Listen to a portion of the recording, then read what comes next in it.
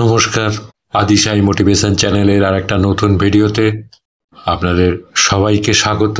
আচ্ছা বলুন তো, পুরুষ কেন গোপনে কাঁদে? চলুন জেনে নিই আজকের ভিডিওতে।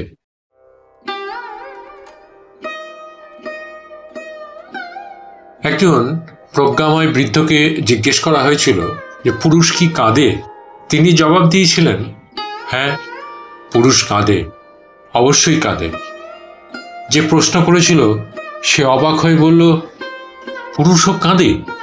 কখন, কিভাবে, কি এমন কারণ থাকতে পারে যাতে করে পুরুষ কেঁদে উঠবে? বৃদ্ধ বললেন, পুরুষ কাঁদে যখন তার মায়ের মতো আপন মানুষগুলো এই দুনিয়া ছেড়ে চলে যায়। পুরুষ কাঁদে যখন সে তার বাবা মা দুজনকেই হারায়। পুরুষ কাঁদে যখন তার সন্তান অসুস্থ হয়ে পড়ে। পুরুষ কাঁদে যখন সে তার মেয়ের বিয়ে দেয়। পুরুষ কাঁদে যখন তার অকৃতজ্ঞ একগুঁয়ে সন্তান তাকে সবার সামনে অপমান করে। পুরুষ কাঁদে যখন আপনজন থেকে প্রতারিত হয়। পুরুষ কাঁদে যখন সে বুঝতে পারে সে আসলে ভীষণ অসহায়, জীবনযুদ্ধ তাকে কিভাবে গোলাম বানিয়ে রেখে দিয়েছে। পুরুষ তখন কাঁদে যখন সে তার ভালোবাসার মানুষগুলোর ভরণ পোষণ করতে ব্যর্থ হয়। তাদের সামান্যতম শখগুলো সে যখন আর মেটাতে পারে না। পুরুষ তখনই কাঁদে যখন সে তার নিজের মা, মাটি আর দেশ থেকে অনেক দূরে ভালোবাসার মানুষগুলোকে একটু ছুঁতেও পারে না, একটু আদরও করতে পারে না।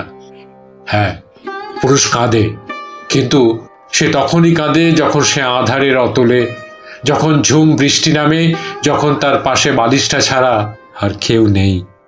পুরুষের সেই অশ্রু তার চোখের গর্ত থেকে বেরিয়ে আসে না যা অন্য কেউ দেখে ফেলবে। পুরুষের অশ্রু বেরিয়ে আসে তার হৃদয়ের গহীন থেকে। কখনো সেটা একটা দীর্ঘশ্বাস, কখনো বিস্ময় হতবাক হয়ে তাকিয়ে থাকা। পুরুষের অশ্রুতে তার চামড়ায় ভাঁজ পড়ে, চুলদাড়ি পেকে যায়, তার হাত দুটো কেঁপে কেঁপে ওঠে। এতটুকু বলে সেই বৃদ্ধ আর নিজেকে ধরে রাখতে পারলেন না, নিজেই কেঁদে উঠলেন। তিনি বললেন, হ্যাঁ, ঠিক এভাবেই পুরুষ মানুষ কেঁদে ওঠে, কাঁদতে থাকে। অতৃপ্ত এই পৃথিবীতে আর যত আয়োজন, অর্ধেক তার মিথ্যে মায়া, বাকি অর্ধেক তার প্রয়োজন।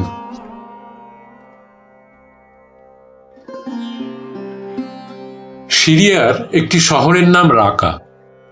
সেখান থেকে খলিফা হারুনুর রশিদের নিকট চিঠি এল। চিঠিতে লেখা ছিল, শহরের বিচারক 1 মাস যাবৎ অসুস্থ, বিচার কাজ স্থগিত হয়ে আছে। খলিফা যেন দ্রুত ব্যবস্থা করেন। খলিফা চিঠির জবাব পাঠালেন, আগামী সপ্তাহের মধ্যে নতুন বিচারক আসবেন। 1 সপ্তাহের মধ্যে নতুন বিচারক এসে যোগ দিলেন। বিচার কাজ শুরু হয়েছে। স্থানীয় প্রহরীরা একজন বৃদ্ধা মহিলাকে আসামি হিসেবে দরবারে হাজির করলেন। তার অপরাধ ছিল, তিনি শহরের এক রেস্তোরাঁ থেকে কিছু রুটি আর মধু চুরি করার সময় হাতে নাতে ধরা পড়েন। বিচারক জিজ্ঞাসা করেন, আপনি চুরি করেছেন? আগে। আপনি কি জানেন চুরি করা কত বড় অপরাধ এবং পাপ? আগে জানি। জেনেও কেন চুরি করলেন? কারণ আমি গত 1 সপ্তাহ যাবৎ অনাহারে ছিলাম। আমার সাথে এতিম 2 নাতিও না খেয়েছিল। ওদের ক্ষুধার্ত চেহারা ও কান্না সহ্য করতে পারিনি, তাই চুরি করেছি। আমার আর এছাড়া কোনো উপায় ছিল না হুজুর। বিচারক এবার পুরো দরবারে চোখ বোলালেন। বললেন, কাল যেন নগর, খাদ্য, সারিয়া, পুলিশ প্রধান ও সমাজের গণ্যমান্য ব্যক্তিগণ সবাই উপস্থিত থাকেন। তখন এর রায় দেয়া হবে। পরদিন সকালে সবাই হাজির হলেন। বিচারকও যথাসময়ে উপস্থিত হয়ে রায় ঘোষণা করলেন। বৃদ্ধা মহিলার চুরির অপরাধ প্রমাণিত হওয়ায় 50টি চাবুক, 500 দিনার রৌপ্য মুদ্রা আর অনাদায়ে 1 বছর কারাদণ্ড দেয়া হলো। তবে অকপটে সত্য বলার কারণে হাত কাটা মাফ করা হলো। বিচারক প্রহরীকে চাবুক আনার নির্দেশ দিয়ে নিচে নেমে ওই বৃদ্ধা মহিলার পাশাপাশি দাঁড়ালেন। বিচারক বলেন, যে নগরে একজন ক্ষুধার্ত বৃদ্ধ মহিলা না খেয়ে ক্ষুধার যন্ত্রণায় চুরি করতে বাধ্য হয়, সেখানে তো সবচেয়ে বড় অপরাধী সে দেশের খলিফা। আর আমি এসেছি খলিফার প্রতিনিধি হয়ে। আমি যেহেতু তার অধীনে চাকরি করি, তাই 50টি চাবুকের 20টি আমার হাতে মারা হোক। আর এটাই হলো বিচারকের আদেশ। আদেশ যেন পালন করা হয় এবং বিচারক হিসেবে আমার উপর চাবুক মারতে যেন কোনো রকম করুণা বা দয়া দেখানো না হয়। বিচারক হাত বাড়িয়ে দিলেন, দুই হাতে পরপর 20টি চাবুক মারা হলো। চাবুকের আঘাতের ফলে হাত থেকে রক্ত গড়িয়ে পড়ছে।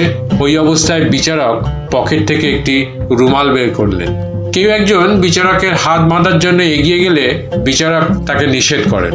এরপর বিচারক বললেন, যে শহরের নগর প্রধান, খাদ্য গুদাম প্রধান এবং অন্যান্য সমাজহিতৈষীরা একজন অভাবগ্রস্ত মহিলার ভরণ পোষণ করতে পারেন না, সেই নগরে তারা অপরাধী।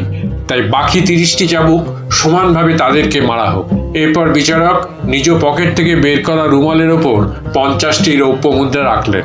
তারপর বিচারপতি উপস্থিত সবাইকে বললেন, যে সমাজ একজন বৃদ্ধ মহিলাকে চোর বানায়, যে সমাজে এতিম শিশুরা উপবাসে থাকে, সেই সমাজের সবাই অপরাধী।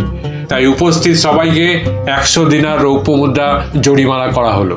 এবার মোট 500 দিনার রৌপ্য মুদ্রা থেকে 100 দিনার রৌপ্য মুদ্রা জরিমানা বাবদ রেখে বাকি 400টি রৌপ্য মুদ্রা থেকে 20টি চুরি যাওয়া দোকানের মালিককে দেয়া হলো। বাকি 380টি রৌপ্য মুদ্রা বৃদ্ধা মহিলাকে দিয়ে বললেন, এগুলো আপনার ভরণ পোষণের জন্য।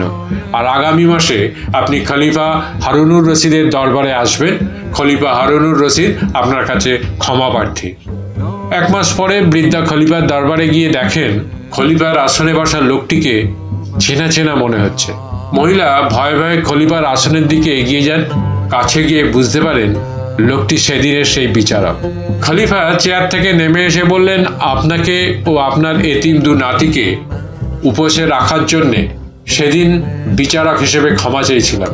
আজ দরবারে ডেকে এনেছি প্রজা অধিকার সমুন্নত করতে না পারায় অধম এই খলিফাকে ক্ষমা করে দেওয়ার জন্যে। আপনি দয়া করে আমাকে ক্ষমা করুন।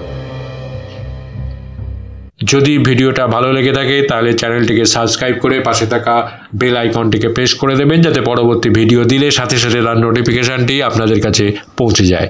লাইক করবেন, কমেন্টস করবেন, ভালো লাগলে শেয়ার করবেন, পাশে থাকবেন। ধন্যবাদ, নমস্কার।